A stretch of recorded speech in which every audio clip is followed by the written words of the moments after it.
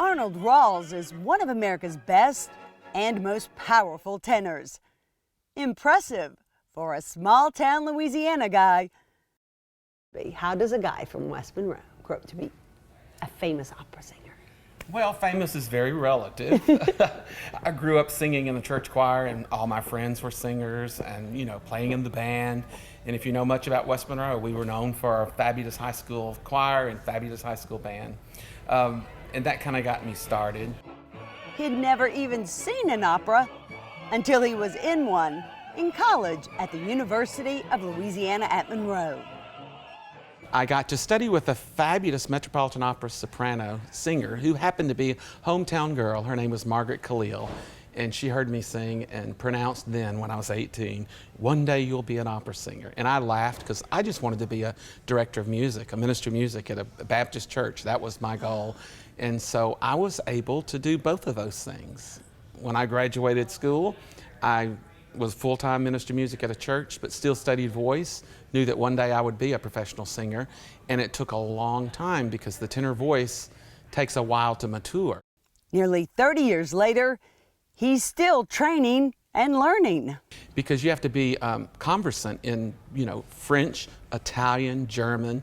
He always knew he'd be a singer, but not at this level.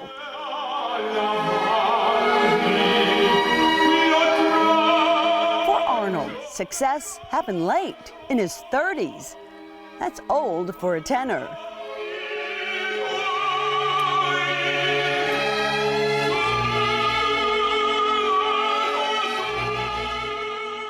A tenor can be used up and done. It's like a professional athlete. If they don't take care of their voice, like an athlete takes care of his body. I got to a point where I was trying to be this professional singer and it just wasn't working, and my wife said, you know, you need to get a teaching job. We had a 3-year-old child, and it's time for you to get a job. I said, okay. First application I sent out, of course, I get called. It's Moody Bible Institute in Chicago. It was a good fit because he's also an ordained Southern Baptist minister. Teaching changed his life in ways he never dreamed. I get there and start teaching other people how to sing, working with them on their technique, working with them to make them a better singer. And within a year or two, my career started taking off. It was crazy. It was like, I mean, I don't want to get too preachy. No, say it. It was like if, you know, if I really followed what I was supposed to do with my life, helping others, teaching others, as my Baptist belief said, that God would give me the desires of my heart. That's exactly what happened. And it's all because I gave of myself first, and then it's been given back to me. I know that sounds real preachy. It's lovely. But that's the truth. Yeah. That's where it is. Arnold performed at an intimate fundraising dinner in Baton Rouge this week to celebrate Opera Louisiana's 10-year anniversary.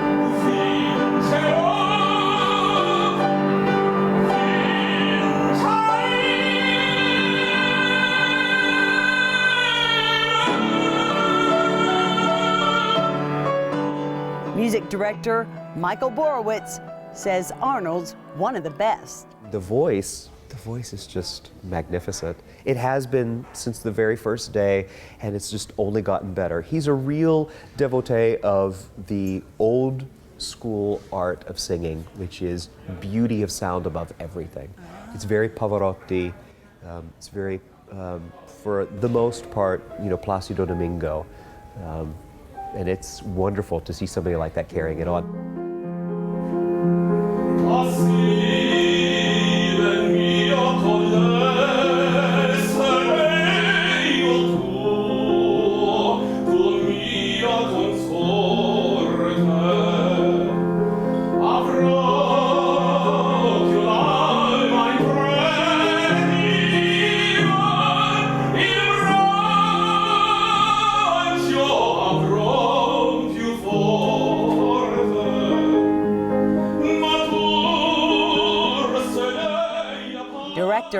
Clement says Louisiana has the longest history of opera in America. Opera has been here since 1796, and that's longer than in New York and in Chicago.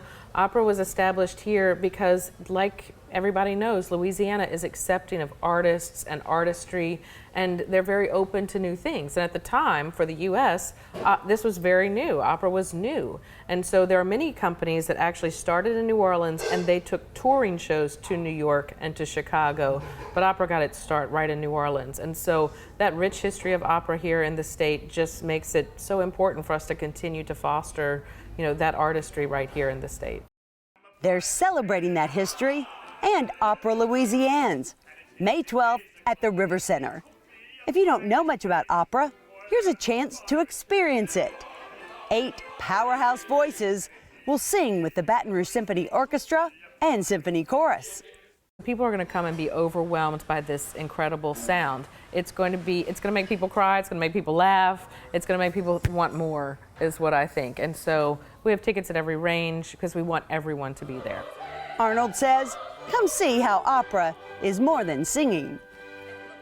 There's ballet, there's fabulous music, you have the instruments, the voice, great literature, the librettos of the stories. So it's everything combined into one show.